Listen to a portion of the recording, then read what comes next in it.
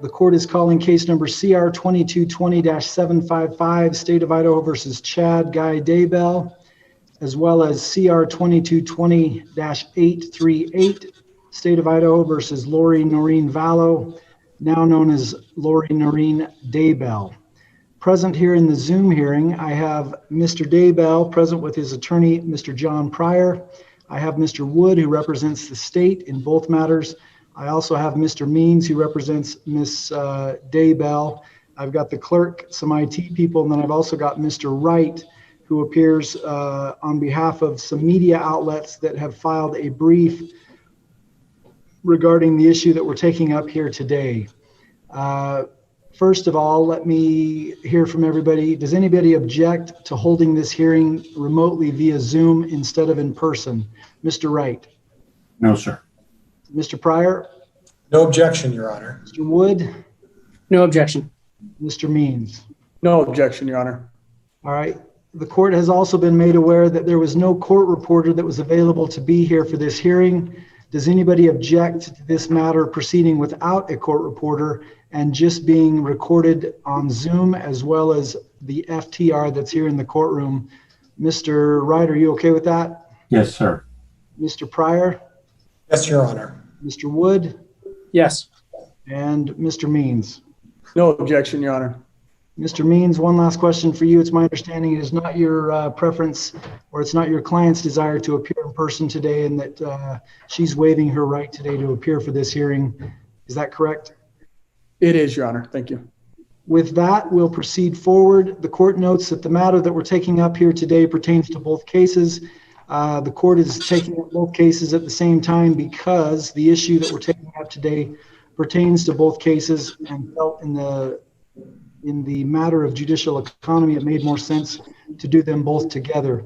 The issue at hand here today is that Mr. Wood, on behalf of the state, has filed a motion to reconsider my order governing courtroom conduct.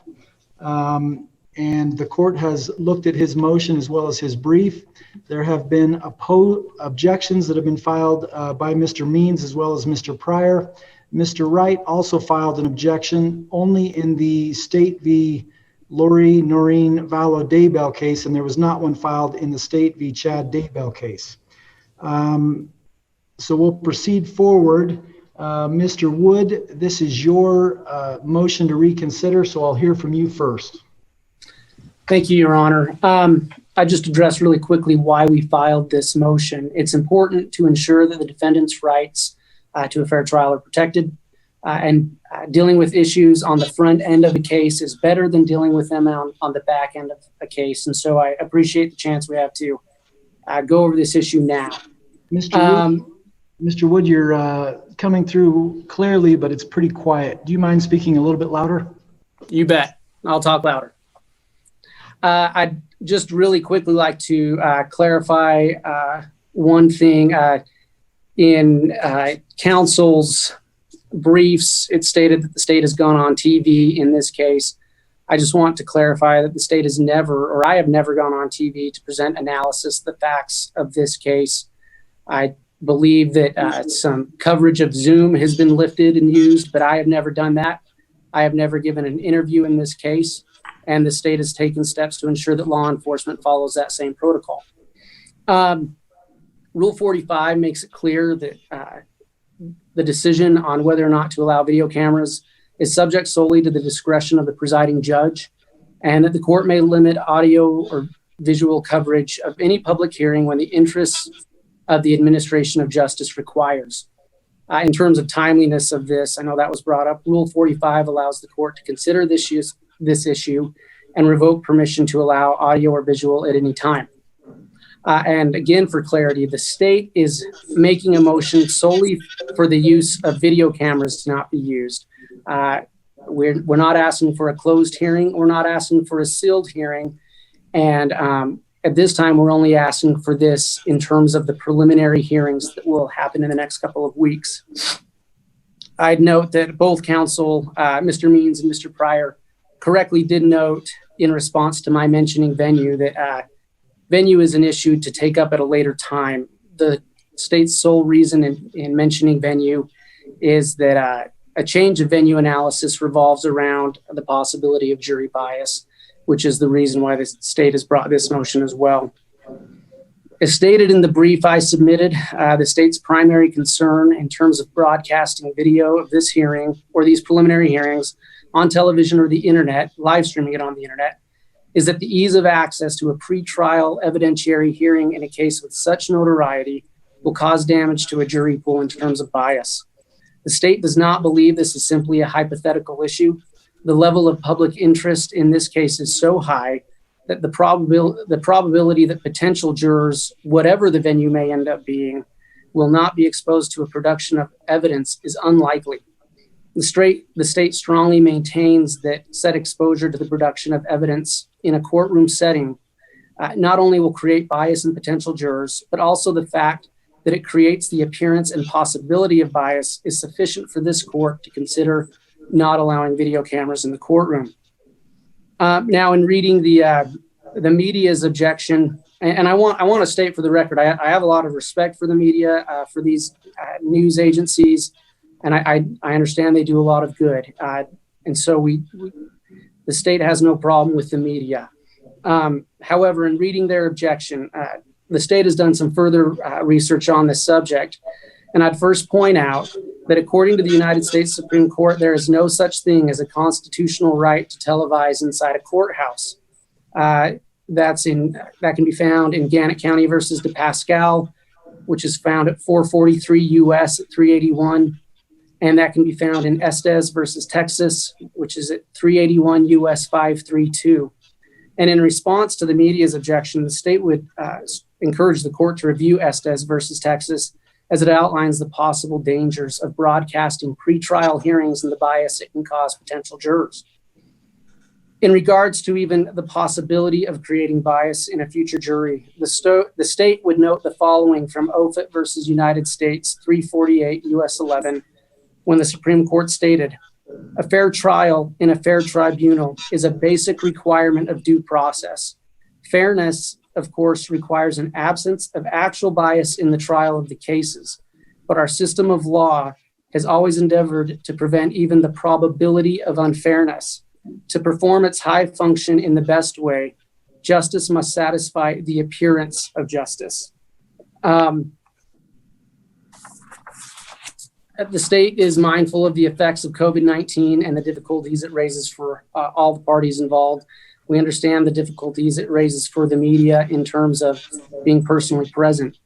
However, the public's right to know what happens in this hearing, which is important, and the state absolutely believes in that right, but it is satisfied by the public and the media's access to court transcripts and audio of the preliminary hearing. It's not necessary to live stream and broadcast video of the preliminary hearing when doing so creates such a high probability of affecting future jurors. And so with that, Your Honor, the state would again renew its request that the court not allow video cameras in the courtroom for these preliminary hearings. Thank you, Mr. Wood. I appreciate your argument. I'll next hear from Mr. Pryor. Judge, in this particular case, I'd like to clarify a few things. I appreciate Mr. Wood making note regarding the public statements and that he has not made any public statements. It seems that Mr. Wood's argument seems to be centered around avoiding any sort of public display of any of these proceedings, and I appreciate that. My concern is that in all of the historical documents going back to our founding fathers, the very basis of a trial was that it was going to be a public trial, and that the public had a right to see and view the proceedings. And quite honestly, that's still the case today, maybe for different reasons, but it's still the case today. I don't believe we need any more media coverage than we've already had. We've had a tremendous amount of media coverage. I've pointed out that even at the Madison County Courthouse, they've wrapped blue ribbons around the poles around the courthouse and at the prosecutor's office. And that had been there up until late last week. I did notice when I went by there today that somebody took the blue ribbons around. So the argument that there hasn't been already a significant amount of press and a significant amount of media coverage in this isn't going to make any difference. I pointed out in my response, Judge, and it wasn't in the way of an objection to Mr. Wood. It was more in the way of offering the fact that the court, I think, took a deliberate and very thoughtful approach to how they decided to allow the public having their right to view these proceedings. And I think the court took a lot of time and weighed this very carefully when you first made your decision.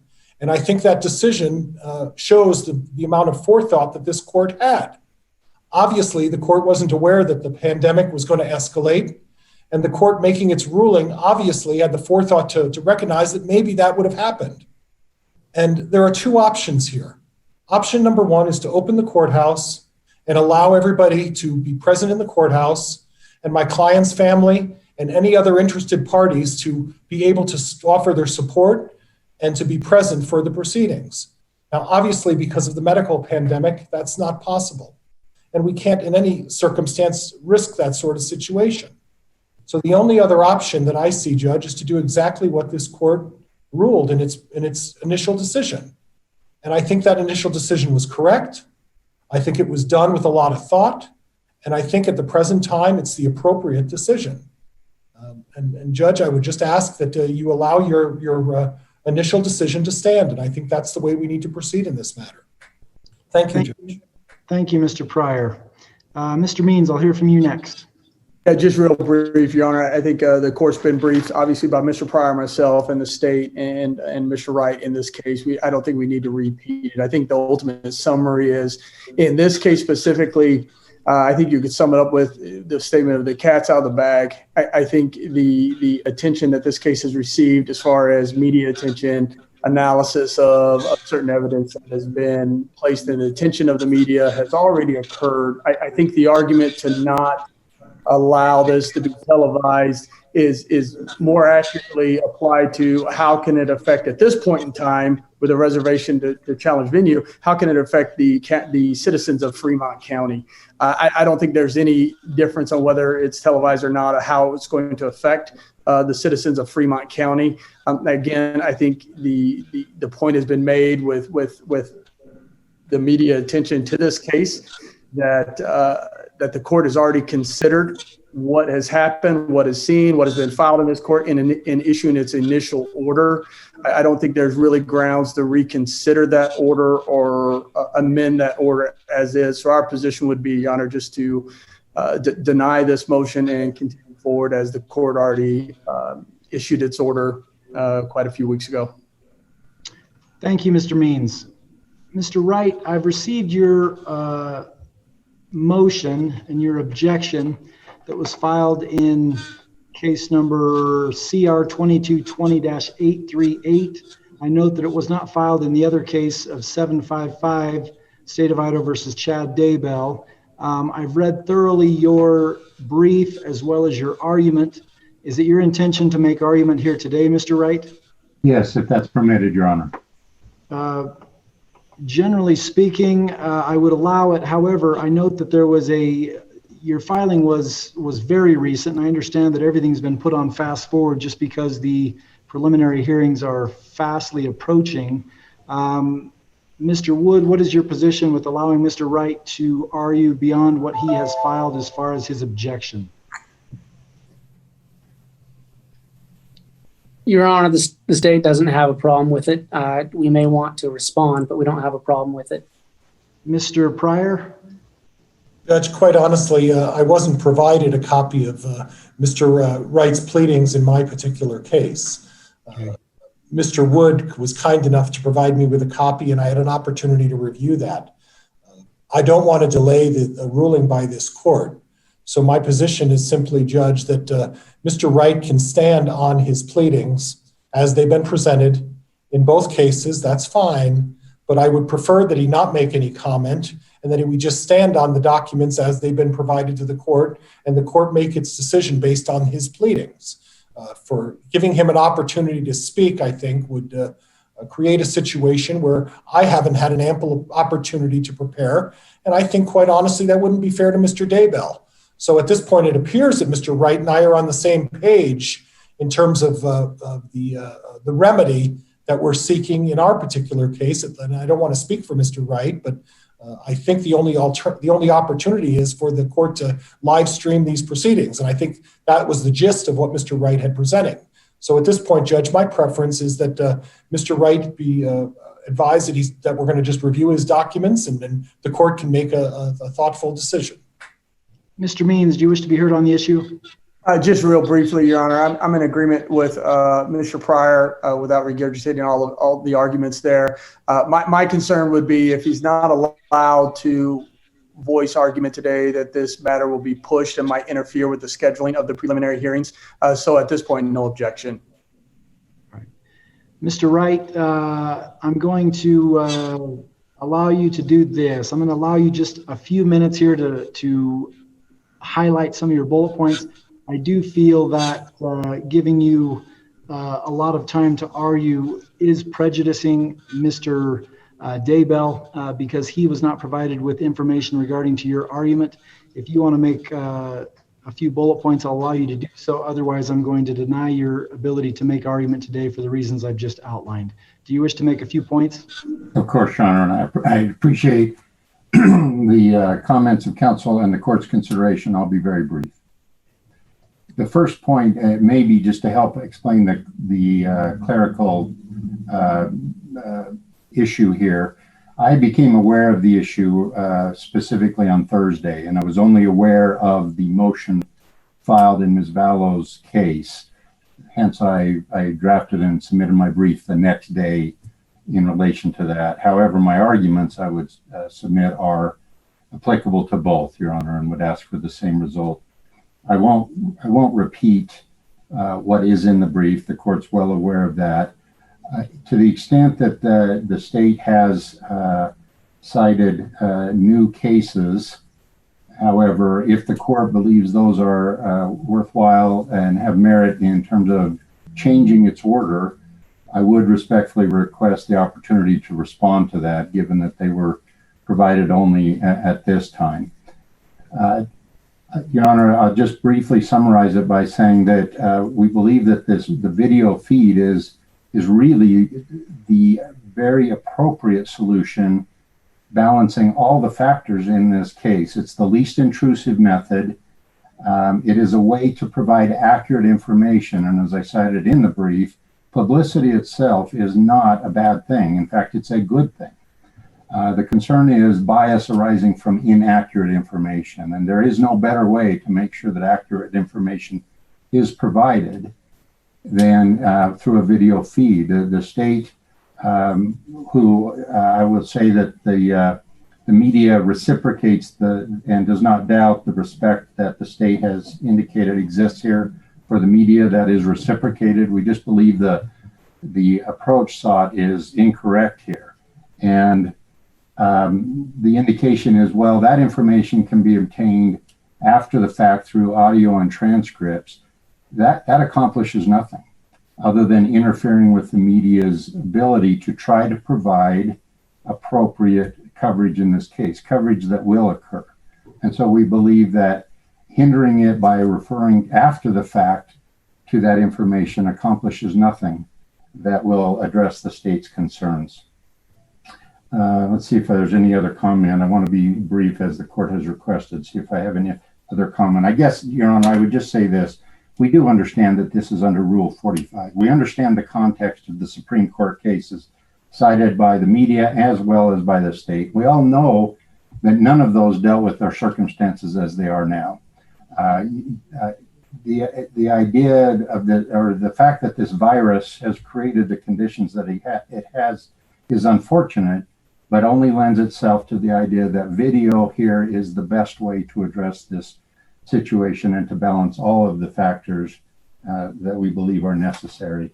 And so, Your Honor, I realize this is brought under 45, Rule 45, but it does by definition include serious constitutional issues, because in this case, shutting off the video feed is effectively the same as closing the courtroom, even if transcripts may be available later. I thank you, Judge. Thank you, Mr. Wright. Mr. Wood, this is your motion. I'll give you the last word if you'd like it. Just briefly, Your Honor, I'd point to the fact that the United States Supreme Court right now even with COVID, they are not live streaming. They don't allow video cameras. So there's at the highest level of precedence for this information to be distributed by other means. And that's all I'd state, Your Honor. And we renew our request. Thank you. Thank you. Mr. Pryor, I designated that if there was something that you wanted to respond to, because Mr. Wright was given a chance to speak, I'd allow you to do so. Anything else you'd like to say?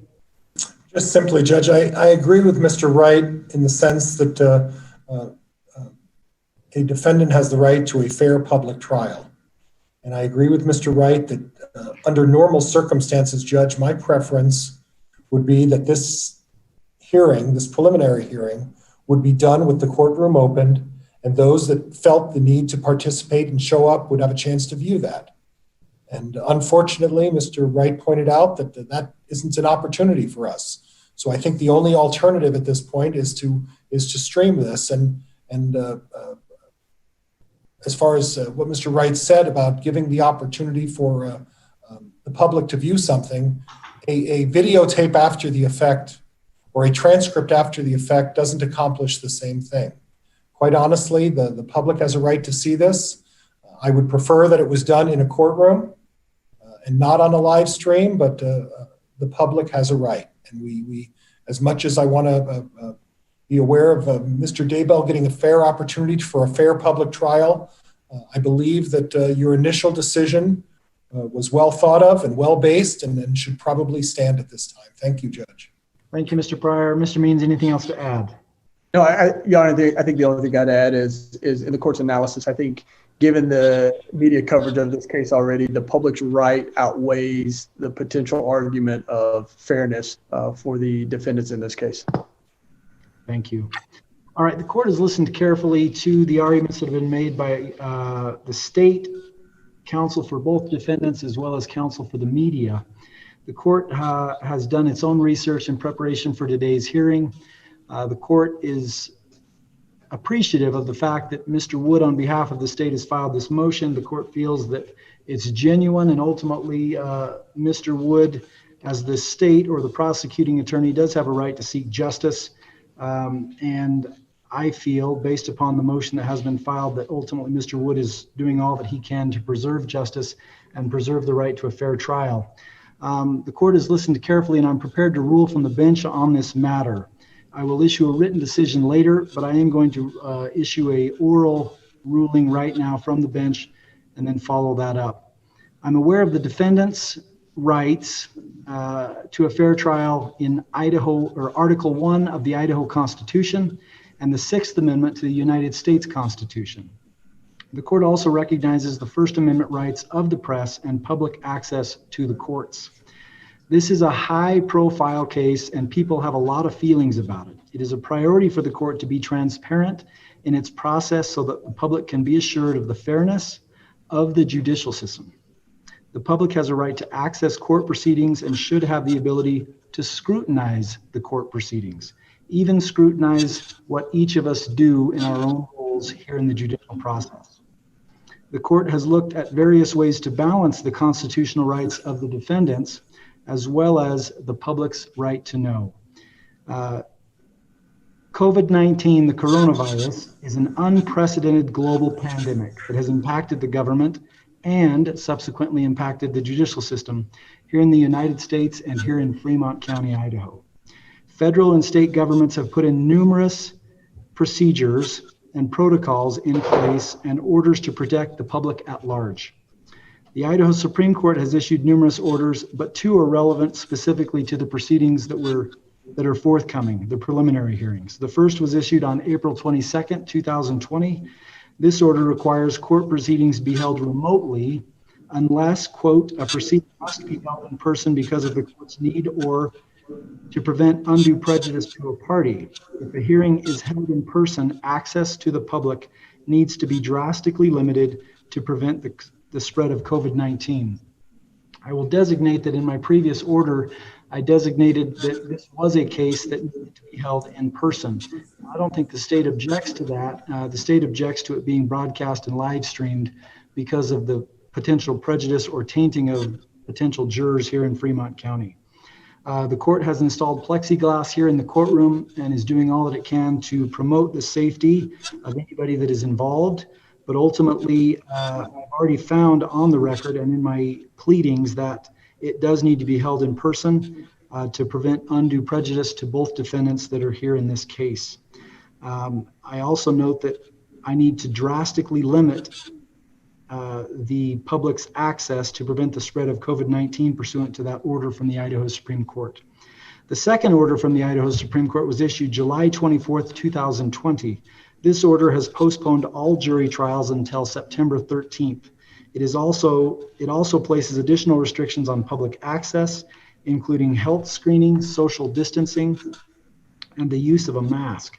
This order also states that the proceedings, quote, may be live streamed in lieu of allowing the physical presence of the public only when, number one, the assigned judge finds that health and safety concerns override other interests in allowing the public to be physically present in the courtroom.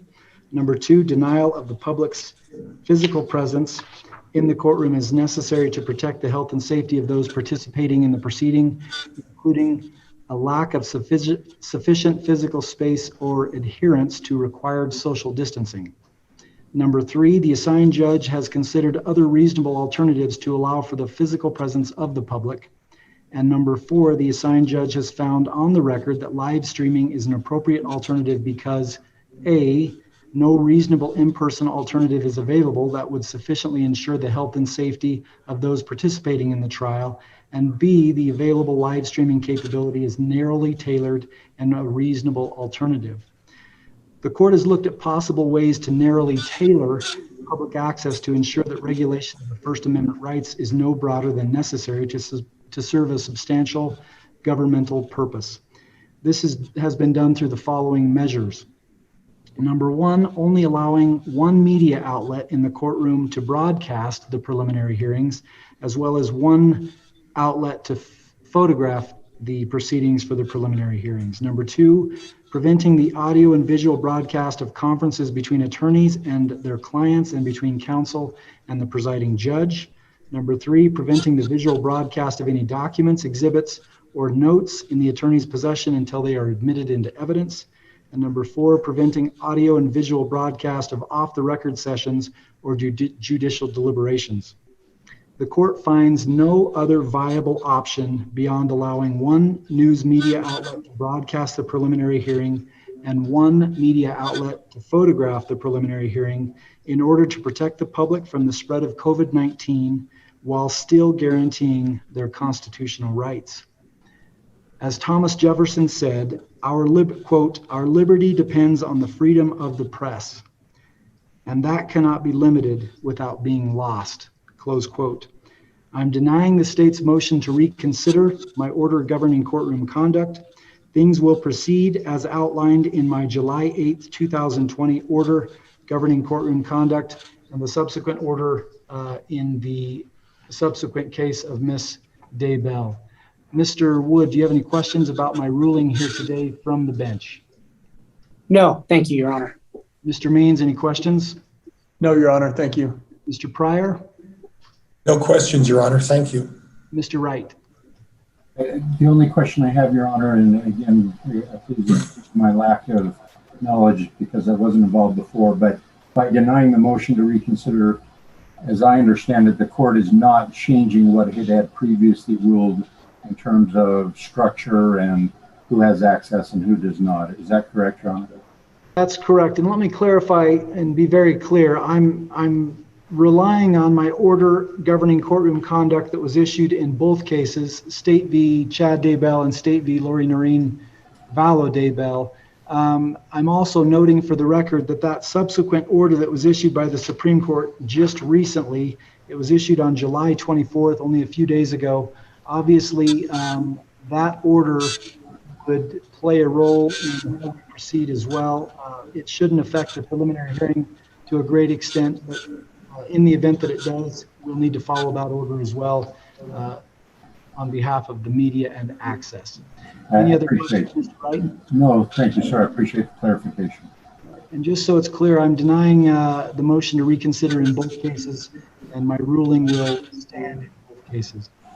be in recess right now. Thank you all for appearing. Thank you. Thank you, Your Honor.